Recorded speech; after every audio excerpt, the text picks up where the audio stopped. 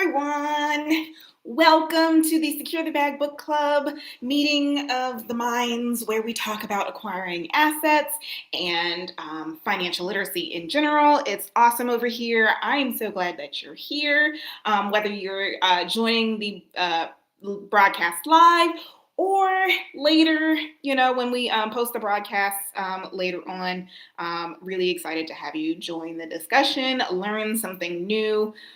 I am all about not gatekeeping. I'm all about making sure that we share the wealth of knowledge and, that we kind of just keep top of mind the things that we are learning about what it means to acquire wealth. So there you go.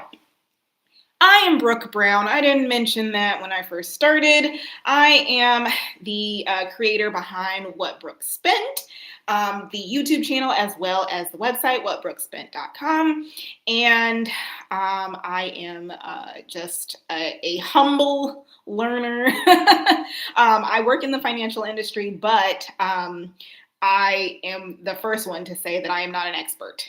What I am is someone who has a thirst for knowledge, a thirst for learning, a constant curiosity, and someone who wants to build her wealth as well. So I figured, why not, have people join me along on this journey. So there you go. So we are this is our fifth stream, our fifth broadcast. You can find the previous broadcast in the Secure the Bag Book Club playlist on my channel. And you can also find in the description, there is a Spotify playlist of all the books that the audiobook versions of all the books that we've covered so far. So far, we've covered the book You Are an IP Company, and that one is about acquiring intellectual property. And then now we are on the topic of acquiring art. And the book that we are turning to this month for November 2025 is The Art of Buying Art: How to Evaluate and Buy Art Like a Professional Collector. And it's by Alan Bamberger. Awesome. Welcome to all those who are joining the live broadcast. Once again, the general announcement is that I can't see who's participating, but I can see your comments in the live chat. So go ahead and shout yourself out if you want to be known and shout it out on the broadcast. So there you go.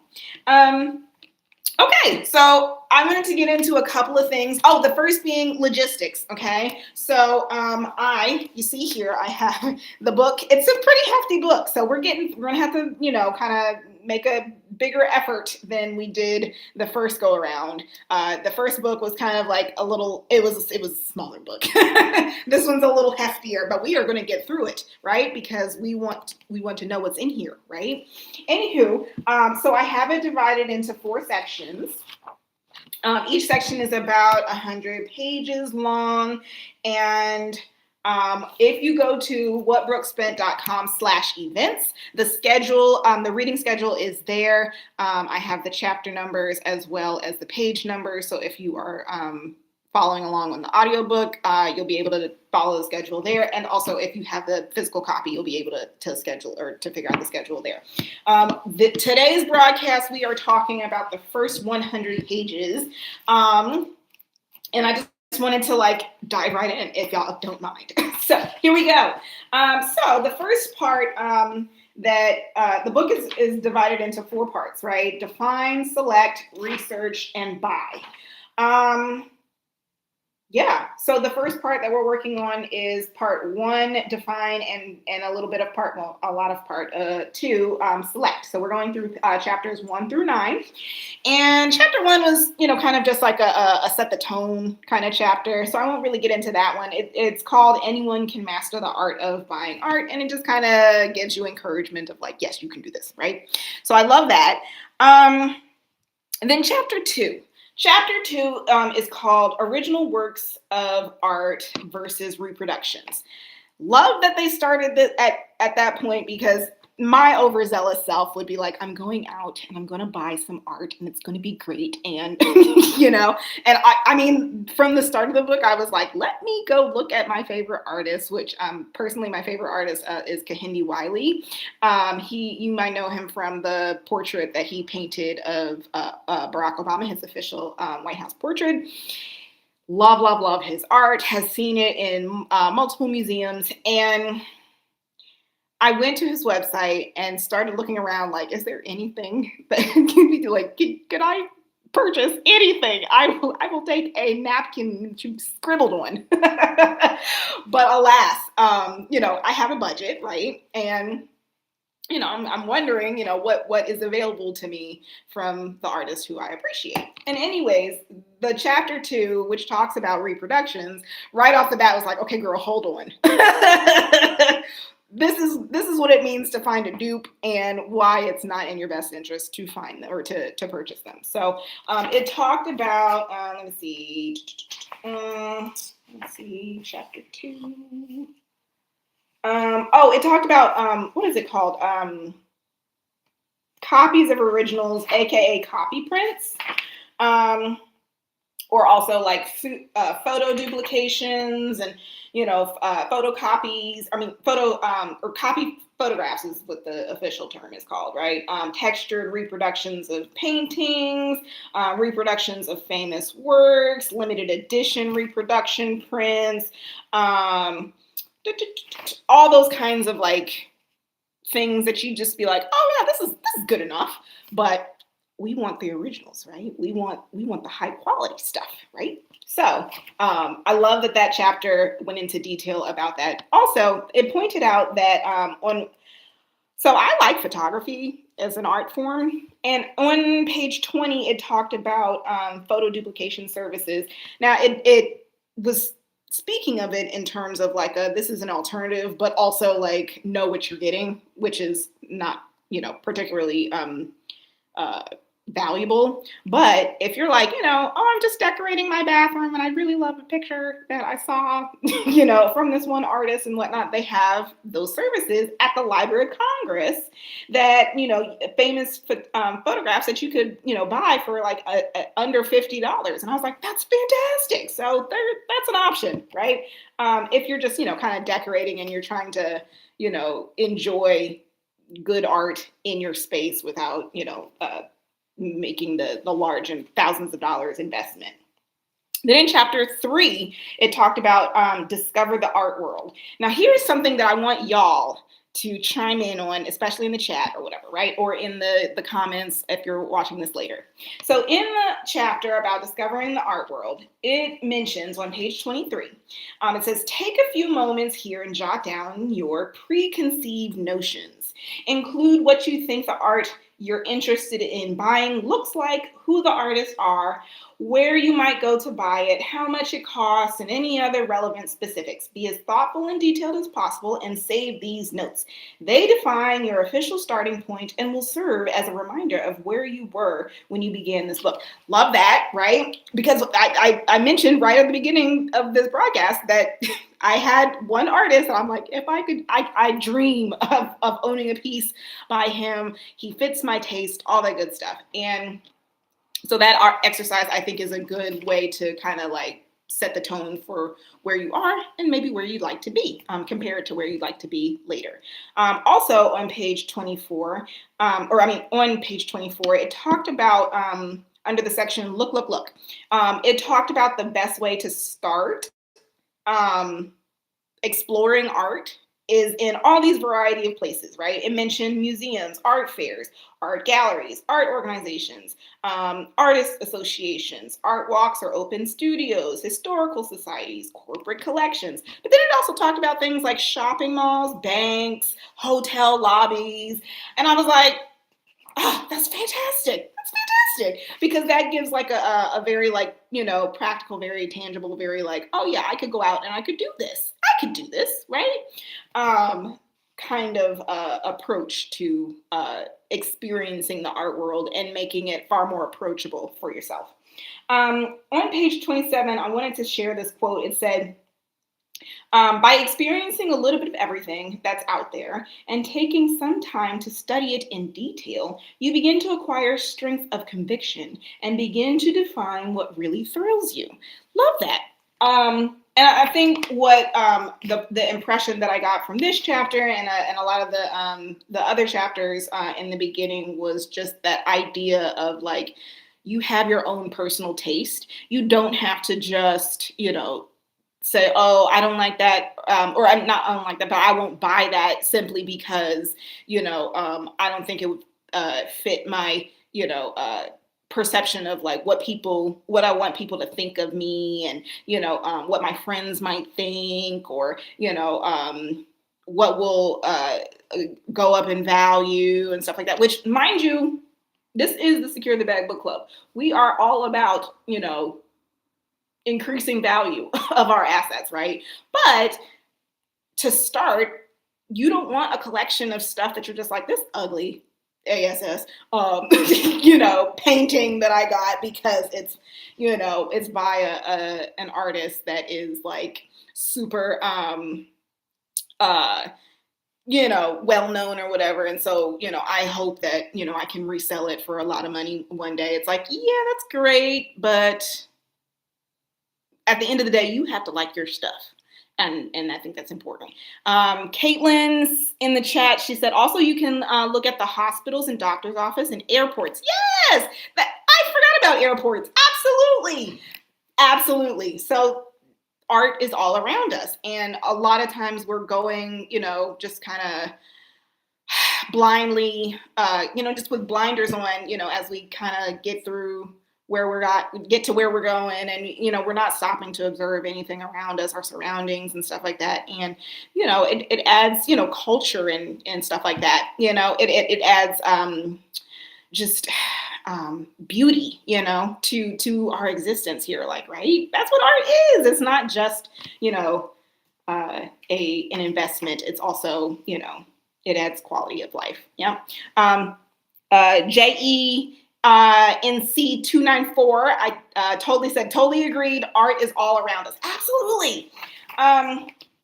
Then it also talked about like, setting your budget. And I was like, okay, practical. Love it. Love it.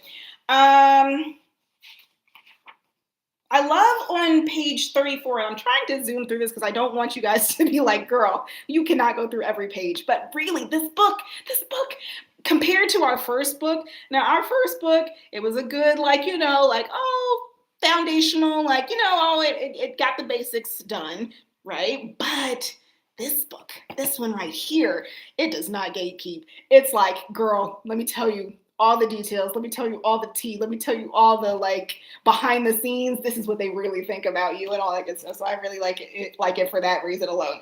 But on page 34, it said something along the lines of that you want to buy as close to the top of your chosen area of focus as you can. And the idea of yeah, you may only be able to buy a $2,500 piece of art, but you better buy the best of that, the budget that you can, So I love that, because sometimes we approach trying to close the deal, trying to get the best deal, right? And not get taken advantage of by saying oh, well, I may, have it to spend, but I don't want to spend all of my budget. I want to, get a bargain. And that might not always be the best option for you. And it hints about that throughout this section. The next part I wanted to talk about was, what is it? Not chapter 4. It's, chapter 5, which is titled Who Says It? What They Say, and How to Take It. And I was like, yeah, all right. Now we're getting into the psychology of all right, you're about to go toe to toe. You're about to get in with, the sharks, and you need to know how to swim. Right. And this chapter was all about, in my opinion, setting healthy expectations, critical thinking, and having discernment, which I think with any, opportunity, right? And with any chance to acquire an asset, right? When you're, kind of going through that valuation process, you do want to be able to know what's out there. You want to be able to know, what the terms that you're getting into, what to expect of ownership, what to think about when you're, negotiating, when you're having conversations with, the experts, right?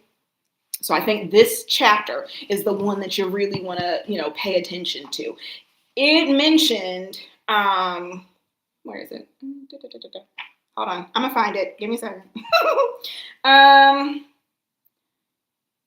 So it mentioned things like, talking to dealers that like, don't have the expertise in the art that you're actually looking for. And I think one thing that we do need to like pay attention to is that like, especially because the average person doesn't really have a lot of exposure or experience in the art buying world, right? So you are at an objectively you are at a disadvantage, right? You don't know what you don't know. But as you're learning, asking questions, don't be afraid to challenge people. Don't be afraid, don't let them punk you, don't let them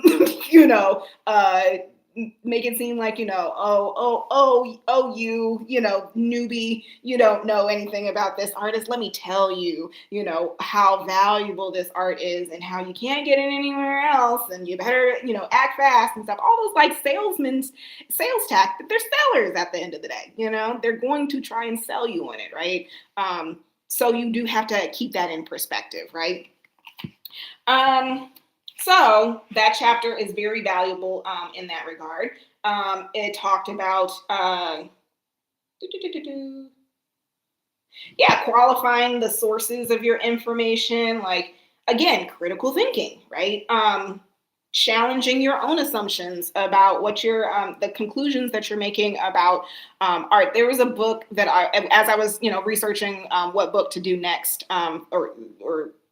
actually it was for this month, right? I was like, should we do a book about like, how to, get good at, deciding what, get good at participating in deal making, right? Get good at being good observers, get good at, reading people, getting good at, just all those kind of details that, or characteristics that make you good at, understanding what's the opportunity that's being presented in front of you. And if it's a steal or, a complete bust, right?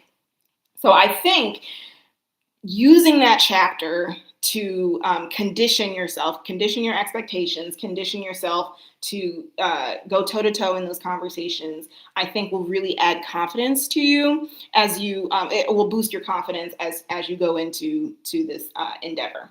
And then there is a chapter, chapter 6, talking about, this is, oh my God, this was my favorite part.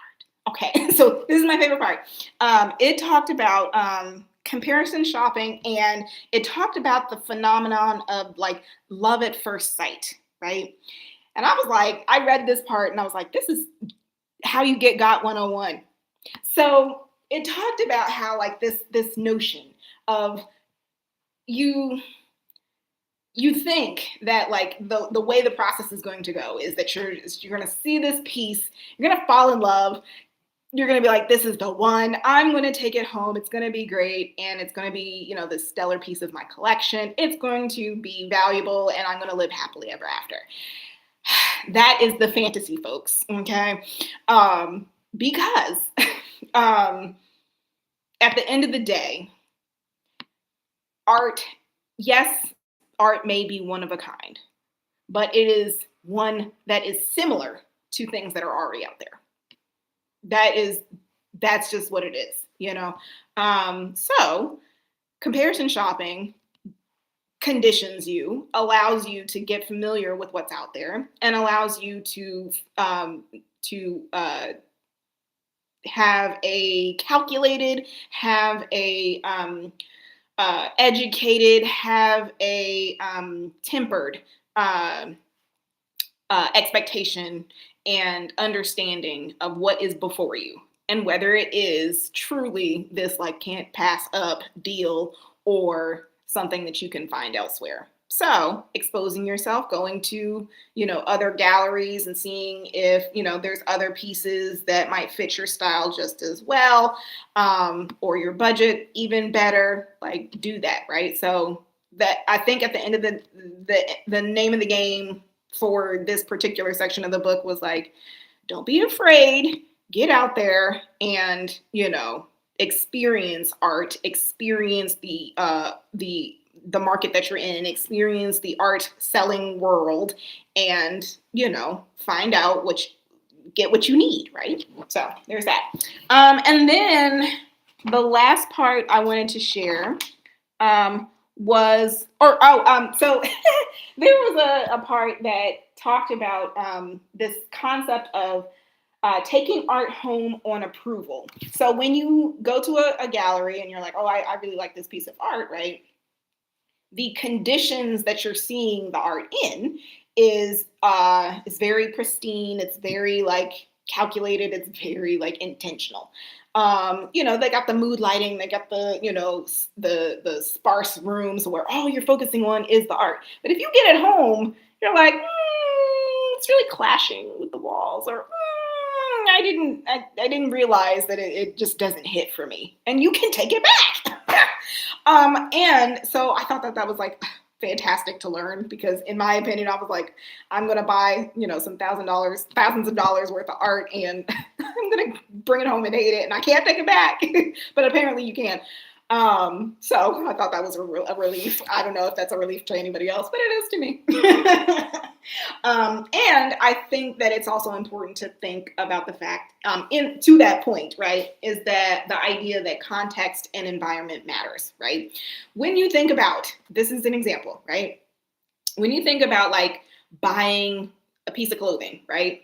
You're in the store and you're in the dressing room, you're like, I think I like it. And the lighting is the lighting, right? I mean, some could say unforgiving, me. But so you're trying it on, you're like, okay, I think I like it, but you don't have like the full glam on. You don't have, your other accessories that you have at home that would really make it pop. You don't have any of that. All you have is like, oh, this outfit. Plus, you might have someone shopping with you. So like, their opinion matters. Really, you think I should get this? And they're like, yeah, get it. So you would bring it home and then you're like, I don't know. It doesn't really work for me. So you take it back. So similar to doing that with, clothing, you can do that with art. So I thought that was a really great characteristic of the art buying world. And then the last thing I wanted to leave you with, two things I wanted to leave you with is, one, we've been conditioned to tolerate mediocre, mass-produced art. If you think about the, going to Target and buying, live, love, laugh, image, which no shade to anybody who has that one. I mean, it serves its purpose, but like this mass-produced art that is not particularly unique. It doesn't have a point of view. It's not. It doesn't arouse any emotions. It doesn't provoke conversation when people look at it. Like none of that stuff. But quality art does, should. And having a collection that speaks to your unique point of view, all that good stuff is, I think, a sign of maturity in your wealth building. So there you go. I don't know if I'll leave y'all on that because I had one more note, but I think that's a really great point to leave off on. The last thing was chapter 9. Talked about being a good customer. And I just left that chapter thinking like, okay, so 2 things, humility and preparation. Bet. So there you go. That's the takeaways that I had from the book. I'll leave room in the comments for anybody that had any questions or comments that they had about as they were, reading or listening to the book, because every time I don't want to just talk it through that, what I thought about, because this is a book club. So like, y'all's opinion is very important too. And even if you're looking at this, after the fact, I definitely want you guys to chime in the discussion section for sure. While you're typing, because you might be, I wanted to quickly share what we're going to do next. So we're going through chapters 10 through 15 for next week's stream, next Wednesday, 7 p.m. Eastern Standard Time. Be there. That covers page 101 to page 200. I know these are very long sections compared to the last one, but again, we are trying to get through this book in a month. And even if you don't get through the whole thing, you see, I just blab on the whole time. And so what you do take away, bring it to the discussion. It adds, it adds to a colorful discussion. It adds to everyone's knowledge and, perspectives as we get through this book. So very excited to have you all on this broadcast. Thank you so much for joining tonight. And thank you. Let's see. I'm assuming it's Jen C, and Caitlin for joining us in the chat. Really appreciate you both. And see you on the next stream. Make sure you tell the others. All right, take care.